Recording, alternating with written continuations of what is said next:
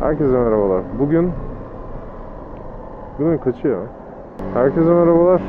Bugün günlerden cuma ve sanıyorsam 22 Ekim. Bugünün konusu tırmanılan dağlar, yapılan kamplar, kat edilen 1000 kilometre değil. Bugünün konusu zaman. Yani bu zaman problemiyle başa çıkmak için ne yapıyorum? Ondan bahsedeceğim birazcık. Bildiğiniz üzere fırsat buldukça böyle şehirden çıkmaya çalışan birisiyim. İnsanlar aslında benim vaktim olduğunu düşünüyor da aslında çok da bir vaktim yok. Yani mesela ben bir gezi yaptığım zaman bir geziye 3 gün, 4 gün ayırabiliyorum. Bu süre zarfında gezip gelmem gerekiyor. Yani benim hiçbir zaman 2 hafta gibi bir süreli bir yıllık iznim mesela olmuyor. O boşlukta aslında ne yapıyorsam yapıyorum genelde. Yani zaman aslında bir bakıma hepimizin problemi, benim de problemim.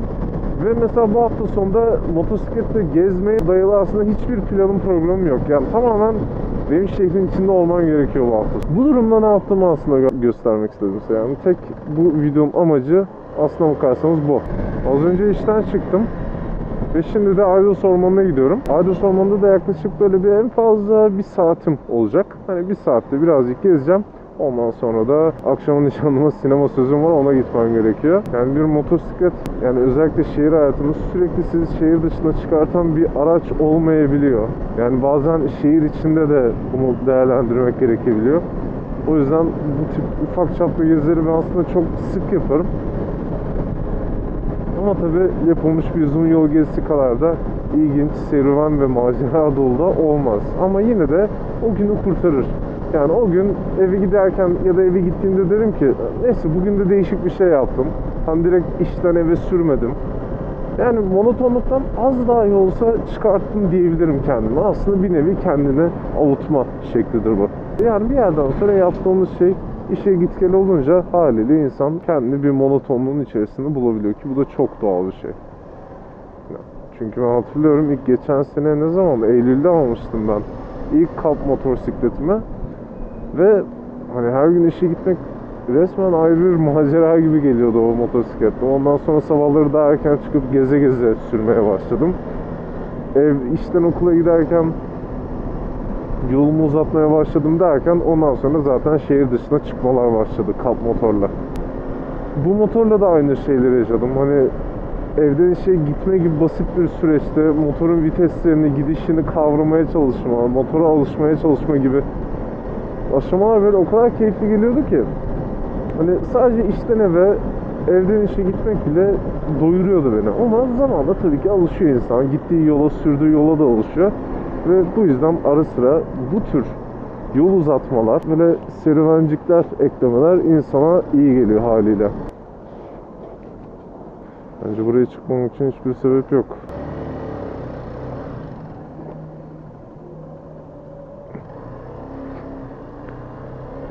Bundan bahsediyordum. Monotonluğu kırmak. Sadece bu. Yani yol kenarından sapıp birden arazi içerisinde bulmak kendinizi.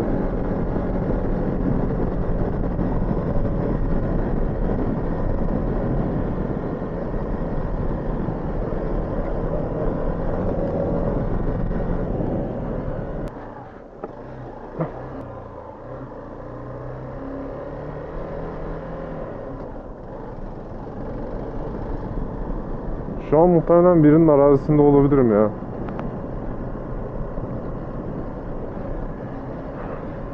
Yani resmen şu an nereye gittiğimi bilmiyorum.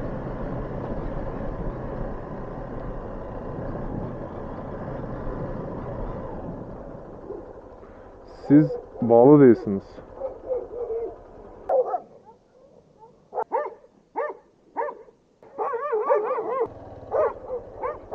Yavaş yavaş uzaklaşmayı deneyelim.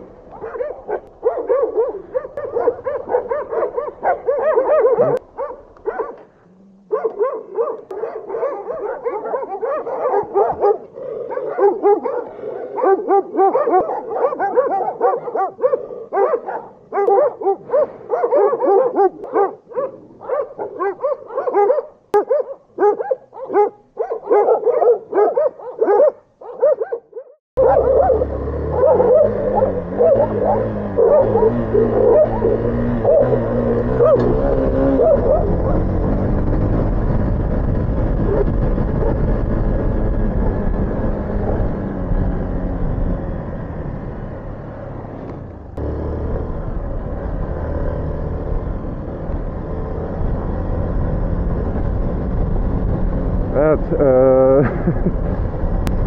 Hero X-Pass her yola geliyor. Bazı yollar hariç. Yani zeminsel engeller değil de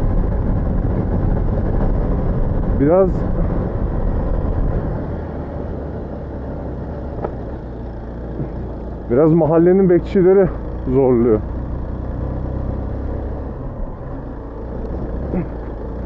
Evet, zemin burada birazcık çamurlaştı. Aman aman.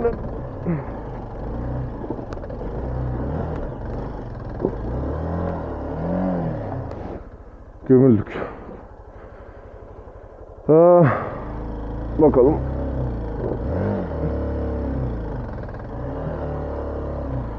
Şöyle sola yapar gibi yapıp sonra oradan yürüyüş yapanlar var. Buradan gidelim bakalım nereye çıkıyor.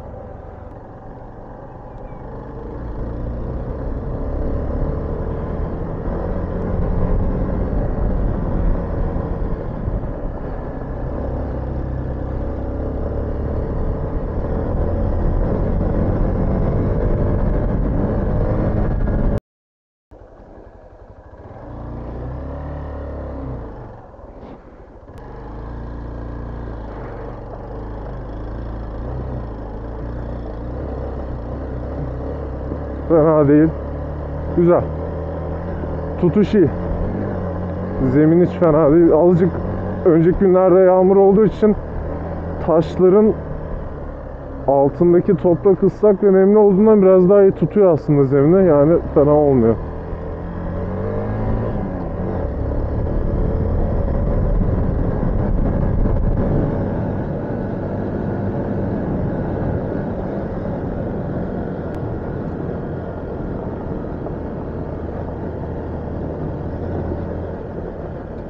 Karşıda da askeri bölge var.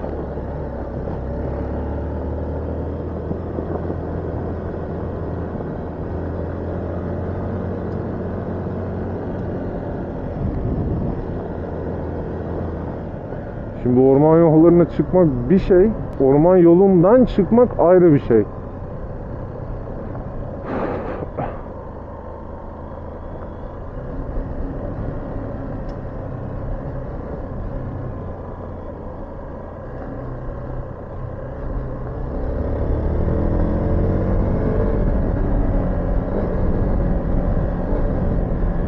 Ama bütün amaç aslında özünde bu.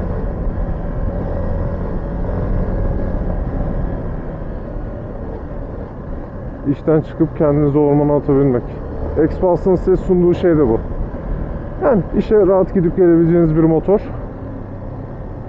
Ve toprak gördüğünüz zaman da toprağa dalmaya çekinmeyeceğiniz bir motor.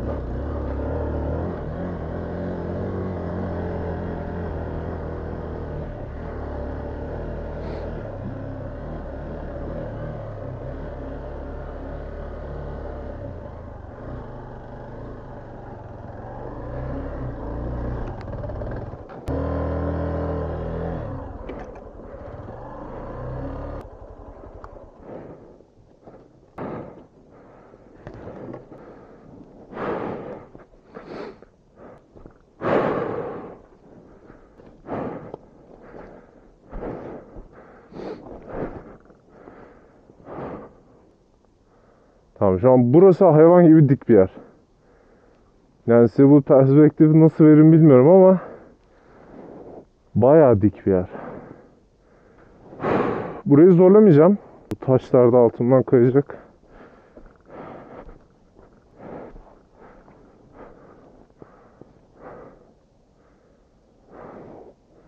Yani demiştim ya, hafta içi macera falan, işte iş çıkışı bilmem ne. Yani bir yere kadar. Efendim hayatım? Aşkım ne yaptın? İyi ya, hayatta kalmaya çalışıyorum diyebilirim. Doğrudasın şu an galiba. Aradayım. Zorlamayacağım ama galiba. Hadi merak ettim İlhan. Yani 7-7,5 civarı orada olur muhtemelen. Tamam ben de şimdi biraz böyle kitap okuyacağım oturup. Okey. Tamam. Öpüyorum seni. Haydi bay bay. Evet. Neyse. Motoru çevirelim. Aşağı inen bir yol vardı. Oradan gideceğim. Dediğim gibi çok zorlamayacağım.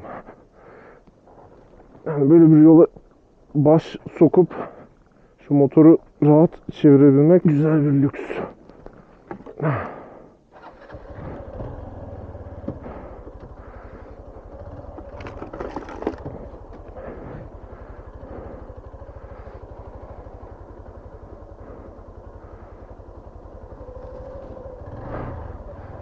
Yani bu yol da güzel gidiyordu aslında. O kadar dik bir şeyle karşılaşmasam, yokuşla hakikaten keyifli ve güzel gidiyordu bu yol. Devam etmesini isterdim yani. Yazık oldu. Aşağıdaki yolu deneyeceğim şimdi. Biraz daha uysal ağaçların arasından bir sürüş yapmış olacağım ki bu bile yeterli şu an bana. Hani illa bir zirveye çıkmama gerek yok şu anda. Bu daha demin yukarıdan geldiğim yol. Bu da gitmeyi reddettiğim ve sonradan tıpış tıpış döndüğüm yol. Bakalım nereye çıkaracak.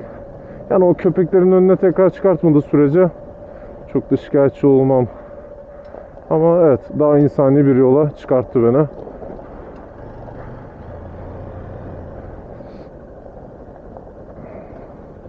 Yani bazen yol çok güzel olabiliyor. Bazen de beklenmedik bir şekilde aniden zorlaşabiliyor. Çünkü belirlenmiş bir patika yok aslında.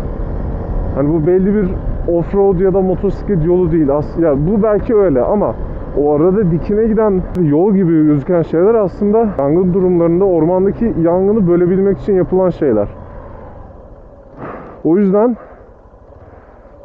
şu bir yol değil ve daha tamam şu an gözükmeyecek büyük ihtimalle ama daha demin tam şu dik ivmenin tam ortasından girseydim. Hani şu an karşıdan dikliğine bakıyorum ve değecek bir yol mu? Muhtemelen değil. Yani yok, almıyor. Gerek yok. Yandan ben usulca gitsem de olur bugün.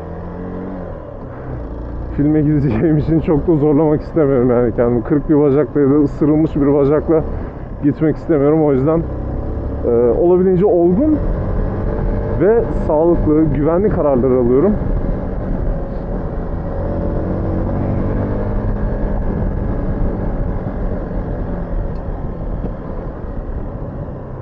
Şu an nereye çıktım?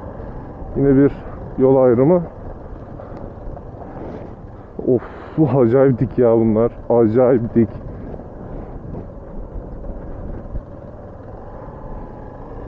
Çok güzel gözüküyor ama.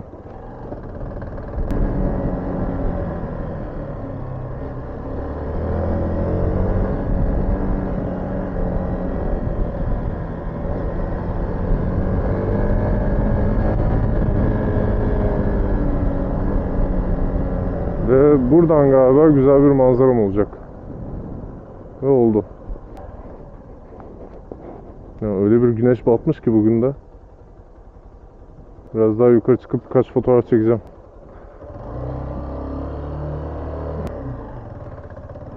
Hadi bakalım, yardıralım yukarı doğru. Zemin kayıyor. Tekerlek çok fazla boşa alıyor kendini. Yani arkamda ne varsa fırlatıyor şu anda. Birinci vitesteyim. Saatte 23 km hızla şu an tırmanıyorum. Ağırlığımı birazcık da arkaya verdim. Yani bu noktada motosikleti olabildiğince dengede tuttuğum sürece götüreceğini düşünüyorum beni. Zemin olarak da olabildiğince yarı ıslak ve düz zemin seçmeye çalışıyorum ama yine arada taşlar oluyor.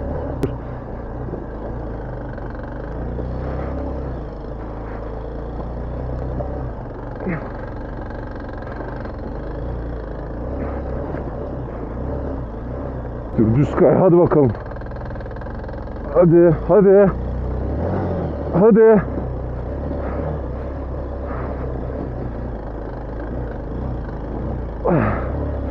Bacağıma kramp girdi ya. Tamam, daha demin bahsettiğim şey buydu aslında. Tehlikeli yollardan uzak durma konusunda ama nedense başaramadım. Duramadım, uzak duramadım.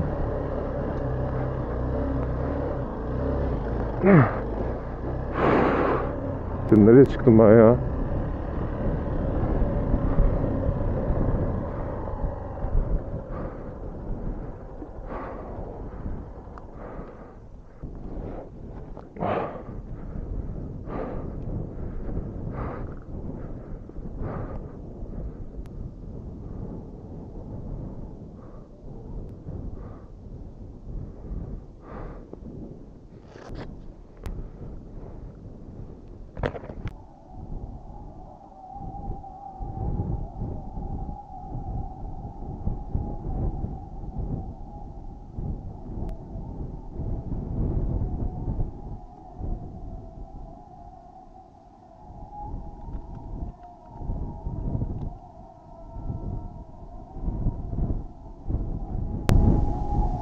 Bildiğimi sandığım bir yere çıkmış olduğumu düşünüyordum. Meğer nerede olduğuma dair en ufak bir fikrim yokmuş. Bunu az önce öğrendim. O yüzden çok fazla kurmadım kamerayı.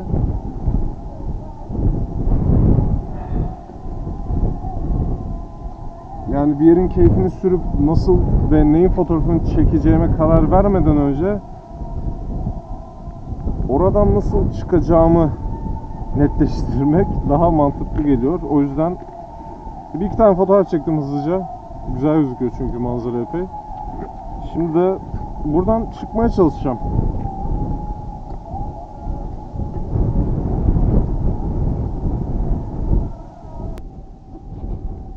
Bu paradoks hiçbir zaman bitmiyor. Hep aynı. Hadi şuraya da gideyim, hadi buraya da gideyim. Sonra varıyorum.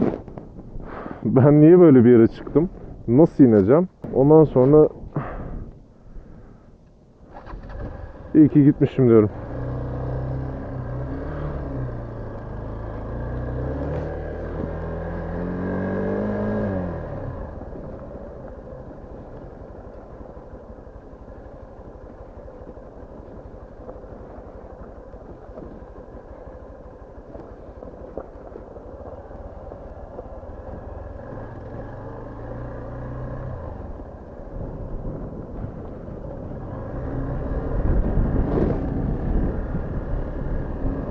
Abi yol beni yine oraya mı atıyor ya? Bunlar da benim lastik izlerim. Geçmiş olsun. Şuradan inmek istemiyorum. O kadar oradan inmek istemiyorum ki şu an.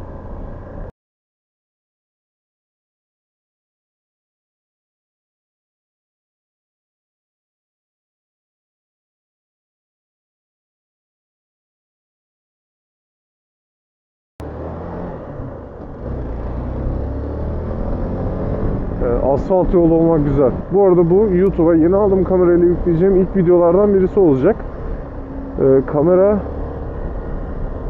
bu sefer GoPro değil, Insta360-1X2.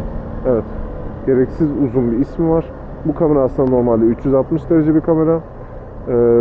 Ben şu an sadece tek bir lensini kullanıyorum. O tek lensi de bana epey geniş bir kask kamerası açısı veriyor. Bunun hakkında eğer merak ederseniz de mutlaka bana söyleyin.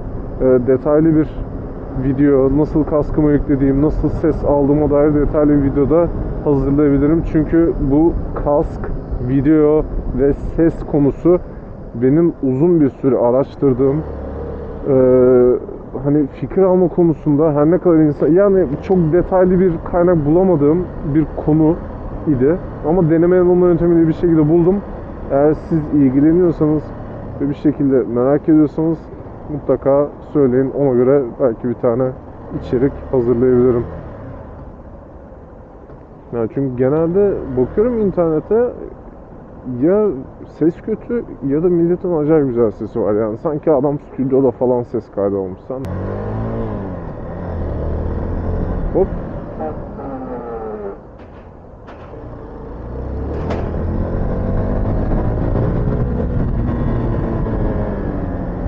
Güzelce solladık.